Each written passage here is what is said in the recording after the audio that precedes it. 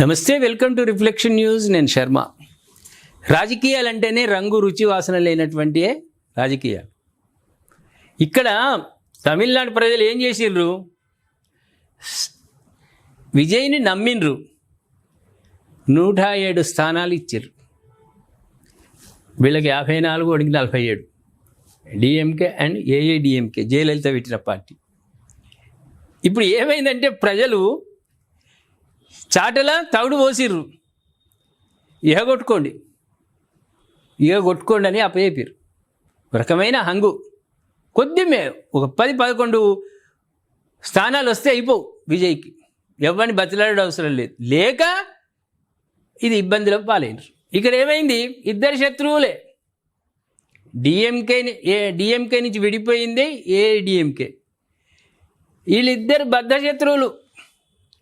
అటువంటిది ఇప్పుడు విజయ్ని అధికారంలోకి తేకుండా ప్రయత్నాలు చేస్తున్నారు వీళ్ళిద్దరు ఒకటే ఇప్పుడు. అందుకని మనం ఎలక్షన్ అప్పటి నుంచి అనుకుంటున్నాం, రంగు రుచి వాసన లేదు. ఇంట్లో ఉన్న కుటుంబ సభ్యులకు కూడా తెలియదు. వాడు ఇంటోడు ఎప్పుడు పోయి ఎక్కడే కండువా కప్పుకుంటాడని తెలియదు. ఫోటోలకు పోజు ఇచ్చుడు అది చూసి అనుకుంటారు, సోషల్ మీడియాలో చూసారే పార్టీ మారినాం అప్పుడే కండువా ఏమైంది, పాత కండువా ఏమైంది, కొయ్యకేసినే రూమ్లో కొయ్యకేసినా కొత్త కండువా కప్పుకున్నా. అట్లా ఉంటారు దొంగలు. గెలిచినటువంటి ఎమ్మెల్యేలు, నాయకులు తమ అవసరాలకు ఏదైనా చేస్తారు, ప్రజలను మోసం చేస్తారు.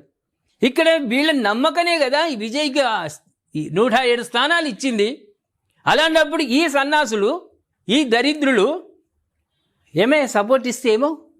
ఒక నవ యువకుడు వస్తున్నాడు, వాళ్ళ మిమ్మల్ని బొందబెట్టిండు, సముద్రంలో బొందబెట్టిండు మీ ఇద్దరిని. ఇయ్యరు. స్వార్థం. మళ్ళీ దండుకోవాలి కదా, మళ్ళీ సంపాదించాలి కదా. ముని మన్మళ్లకు వాళ్ళకు వీళ్ళకు సంపాదించి పెట్టాలి కదా. అట్లా రకరకాల వివత్సం అవుతున్నది.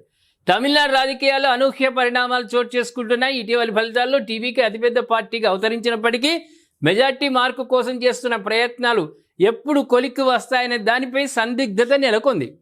మరోవైపు డిఎంకే, అన్నా డిఎంకే కలిసి ప్రభుత్వాన్ని ఏర్పాటు చేస్తాయనే ప్రచారం జోరుగా సాగుతుంది. దొంగలు ఊరు వంచుకున్నట్టే. ఇక ఏం లేదు వేరే. తమ రెండు పార్టీల మధ్య చర్చలు జరుగుతున్నాయని ఏఐఏడిఎంకే వర్గాలు వెల్లడించగా అలాంటి ఆలోచన లేదని డిఎంకే వర్గాలు చెప్తున్నాయి. స్టాలిన్ ఏం చెప్తున్నాడు? ప్రెస్ మీట్ పెట్టి మాకు అటువంటిది ఏమేం కలవాలని ప్రయత్నం చేయడం లేదు, విజయ్నే ముఖ్యమంత్రి కావాలని కోరుకుంటున్నాని బయటకు ఒక మాట, లోపల మాత్రం లాలూచితనాలు. వీళ్ళని నమ్మొద్దు. రాజకీయ నాయకులను ఎప్పుడైతే నమ్మతో ఉన్న పట్టుమనిపిస్తారు. అందుకే వాళ్ళని ఎక్కడ ఉంచాలో అక్కడ ఉంచాలి. మన అవసరాలు ఏదో నిర్భయంగా చేసుకోవాలి, సేవ చేయించుకోవాలి వాళ్ళతోటి. ఏం ఇబ్బంది లేదు. అసెంబ్లీ ఎన్నికల్లో టీవీకేకు 108 సీట్లు రాగా ఇక్కడ 108 అంటే 2 చోట్ల గెలిచిండు కదా ఆయన విజయ్. కాబట్టి 107. డిఎంకే 59, అన్నా డిఎంకే 47.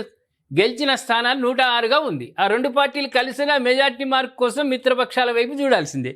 కాంగ్రెస్ ఆల్రెడీ జలకిచ్చింది డిఎంకేకు. ఇన్ని రోజులు ఒకే కంచెంలో తిన్నారు, తిరిగినరు. ఇప్పుడు ఆయన గెలవంగానే 5 సీట్లతోటి రాహుల్ ఏం చేసిండు? విజయ్కి సపోర్ట్ అనేసరికి డిఎంకే నెత్తంతా కొట్టుకున్నది. ఎంత పని చేస్తీరా, మొన్నటిదాకా ఎండలో నీకోసం తిరిగితే నీ వాళ్ళని కూడా గెలిపిస్తే మీ చెమటలు వచ్చే బక్క పడితే తిండి తినకపోతే ఆయన మాకే నువ్వు చేయించినావా అని వాడు మొత్తుకుంటున్నాడు డిఎంకోడు. అట్లా ఉంటుంది రాజకీయం అంటే. అయితే ప్రస్తుతం విజయ్తో కలిసి నడిచేందుకు కాంగ్రెస్ మాత్రమే ముందుకు వచ్చింది. వీసీకేతో చర్చలు జరుగుతున్నాయి. ప్రస్తుతానికి అన్నా డిఎంకే లెఫ్ట్ పార్టీలు పొత్తుకు సుముఖంగా లేవు. రిసార్ట్లలోకి పోయినాయి. ఇక్కడ రిసార్ట్ల విచిత్రం ఏంటంటే ఇప్పటికే 15 మంది ఎమ్మెల్యేలు 20 గదుల్లో షణ్ముగం ఆయన బుక్ చేసుకున్నాడు, అక్కడ ఉన్నాడు. 15 మంది ఎమ్మెల్యేలను అక్కడికి తరలించారు. మనకు అందుతున్న సమాచారం ప్రకారం బ్రేకింగ్ న్యూస్గా 27 మంది షణ్ముగంతో రిసార్ట్లో ఉన్నారు. ఇక్కడ టీవీకే ప్రభుత్వ ఏర్పాటుకు అడ్డుకోమి స్టాలిన్ ఇంతకుముందు చెప్పినా కదా. స్టాలిన్ అట్లా ప్రెస్ మీట్లో పెట్టో లేకుంటే ఏదైనా ఎక్స్ వేదికలు ఉంటాయి వీళ్ళకు. ఇప్పుడు ట్రంప్కు ట్రూత్ వేదిక ఎట్లేనో వాడు చెప్పేటి అన్ని అబద్ధాలే. ట్రూత్ అని పేరు. వీళ్ళకి అన్ని ఎక్స్ వేదికలు ఉంటాయి.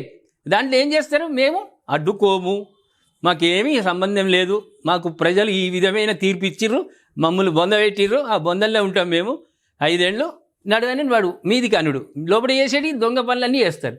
అయితే కాన్వాయ్ ఏమైందంటే ఇప్పుడు గవర్నరు పూర్తి మెజార్టీతో ఉన్నటువంటి సంతకాలు తీసుకొని వస్తేనే ప్రభుత్వ ఏర్పాటుకు అనుమతి ఇస్తానని కాబట్టి వెంటనే కాన్వాయ్ ఏమైంది రాత్రే మారిపోయింది. ఆయన కాన్వాయ్ ఆయన భద్రత అంతా మాయమైపోయింది. కొన్ని సందర్భాల్లో విజయ్ వద్దన్నాడని ఒక వార్త తెలుస్తున్నది. రెండోది ఇప్పుడు అధికారంలోకి రాడు, ప్రభుత్వ ఏర్పాటు లేదు అనే భావనతోటి పోలీస్ శాఖ అనుకున్నదే ఏమో. మొత్తానికైతే కాన్వాయ్ లేకుండా ఒంటరి వెహికల్లతోటే ఆయన వెళ్తున్నాడు. మనకు అందుతున్న సమాచారం ప్రకారం గవర్నర్ను కలిసిండు. గవర్నరు ద్వారా ఈయన ఏం చెప్తున్నాడు, గవర్నర్ కంటే ఒక 14 రోజులు టైం ఇవ్వండి, మేము నిరూపించుకుంటామని. మరి ఆయన అంగీకరించడా అనేది భవిష్యత్తు తెలవాలి. ఏదైనా నానా ప్రేక్షకులారా, ప్రజలను మనల్ని ముంచుతారు, మనల్ని మోసం చేస్తారు, కానీ మన నమ్మకంతో గెలిపిస్తాం. వాడు ఏ కండువా కప్పుకుంటాడో తెలియదు, ఏ పార్టీలో విలీనమవుతాడో తెలియదు. మనకేం తెలుస్తుంది? మనం గెలిపిస్తాం, మనవాడు రేపు మనకు సేవ చేస్తాడని. కానీ వాడి ప్యాకేజీలకు లొంగిపోయేటువంటి నాయకులు ఉన్నారు. వాళ్ళు ఉన్నంత వరకు ఇట్లే ఉంటుంది దేశం. వాళ్ళు ఒక పార్టీ తరఫున గెలిచినప్పుడు అదే పార్టీలో చచ్చేదాకా ఉంటాము అని అనుకుంటే వాళ్ళు ఎవరు అనుకునేవాళ్ళు కార్యకర్తనే తప్ప నాయకులు కాదు. మీ తమిళనాడు పరిస్థితి గురించి దయచేసి కామెంట్ రూపంలో తెలియజేయండి. విజయ్కి అధికారం వస్తుందా రాదా, లేకుంటే దొంగలు ఊరు పంచుకున్నట్టు డిఎంకే ఏడీఎంకే వాళ్ళే అధికారంలోకి వస్తారా? దయచేసి కామెంట్ రూపంలో తెలియజేయండి. సబ్స్క్రైబ్ చేసుకోండి, షేర్ చేయండి.